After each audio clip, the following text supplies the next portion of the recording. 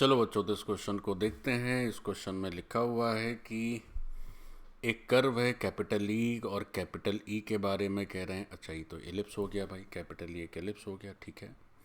उसके बाद क्या है, एक दूसरा कर्व है कैपिटल एच और कैपिटल एच एक हाइपरबोला दिया है, ठीक है। इसमें स्मॉल स्मॉल भी है और कैपिटल एच में कैपिटल भी है। Distance between foci of H, foci का मतलब दो फोकस, तो ई की जो दो फोकस हैं उनके बीच का डिस्टेंस, और हाइपरबोला एलिप्स की जो दो फोकस है उनके बीच का डिस्टेंस, और हाइपरबोला के जो दो फोकस है उनके बीच का डिस्टेंस। अच्छा, दोनों का सेम ही है, 2√3 है। फिर स्मॉल ए कैपिटल ए का डिफरेंस दिया है, रेशियो ऑफ एसेंट्रिसिटीज दिया है एलिप्स और हाइपरबोला का 1/3। लेटस रेक्टम निकाल कर उनको ऐड करना है, sum of lengths of their latus rectum. तो बच्चों, अब ये क्वेश्चन क्या है कि काफ़ी लंबा जान पड़ रहा है देखने से। देखो, कई कई सारी चीज़ें इसमें दी हुई हैं। एक तो डिस्टेंस बिटवीन फोकाई दे रखी है, तो चलो यहीं से ही शुरू कर लेते हैं। तो अगर हम बात करें एलिप्स की, तो मैं दो कर्व लिखता हूँ। तो एलिप्स हमारा है x² by a² plus y² by b² equal to 1, और हमारा जो हाइपरबोला है that is x² by a² minus y² by b² equal to 1। अगर इसके दो फोकाई लिखे जाएं तो लिख लेते हैं, चलो AE, 0 plus minus of course. इसके अगर दो फोकाई लिखे जाएं तो एक हो जाएगा AE, 0 और एक हो जाएगा माइनस AE, 0। और इसके अगर फोकाई की बात करी जाए तो इसका एसेंट्रिसिटी हमने E लिखा है, तो चलो इसका E' लिख लेते हैं, E1 जो आपकी इच्छा हो, और दूसरा हो जाएगा माइनस AE', 0। तो ये हमारे एलिप्स और हाइपरबोला के फोकाई हो गए दोनों।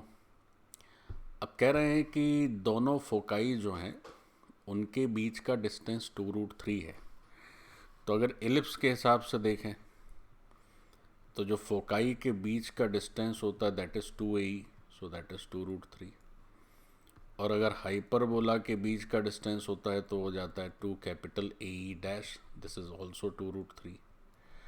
तो यहाँ से रिज़ल्ट आ रहा है कि स्मॉल AE जो है दैट इज़ √3, और यहाँ से रिज़ल्ट आ रहा है कि capital AE' this is also √3 है, दोनों ही √3 है। अब फिर अगली बात कह रहे हैं कि A और A का डिफरेंस 2 है।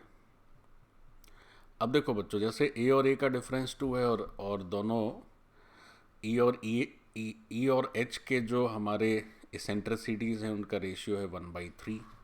तो अगर हम इन दोनों को यूज़ कर लें और आपस में डिवाइड कर दें, डिवाइड क्या कर देना, इनके RHS तो सेम ही है तो LHS भी सेम हो जाएंगे, तो AE और AE' सेम हो गए।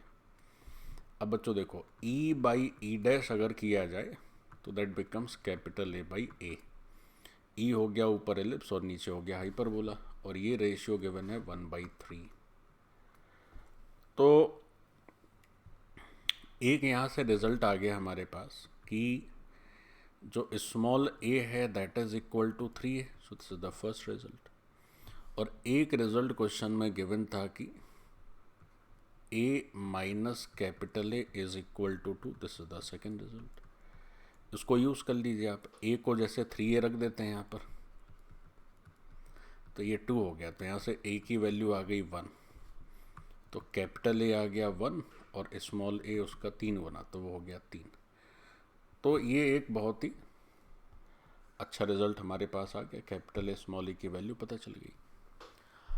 अब बच्चों क्या है कि हमें लेटस रेक्टम चाहिए, तो लेटस रेक्टम तो 2B² बाई ए होता है, चाहे इसमें देखें, इसमें छोटे छोटे ए भी मान लिए जाएंगे, इसमें बड़े वाले कैपिटल वाले।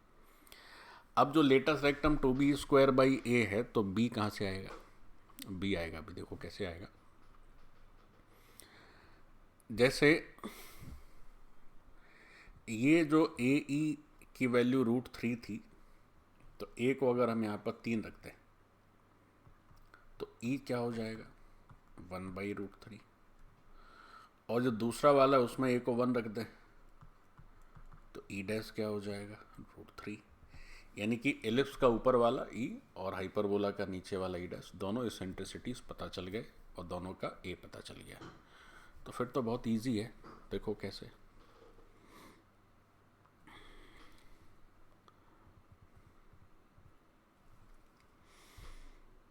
अगर बच्चों एलिप्स के लेटस रेक्टम की बात करी जाए, जैसे लेटस रेक्टम की बात करी जाए, क्योंकि दोनों के लेटस रेक्टम को सॉल्व करके यानी उनकी वैल्यू लेंथ निकाल के उनका समेशन बताना है, क्वेश्चन में ऐसा पूछा है।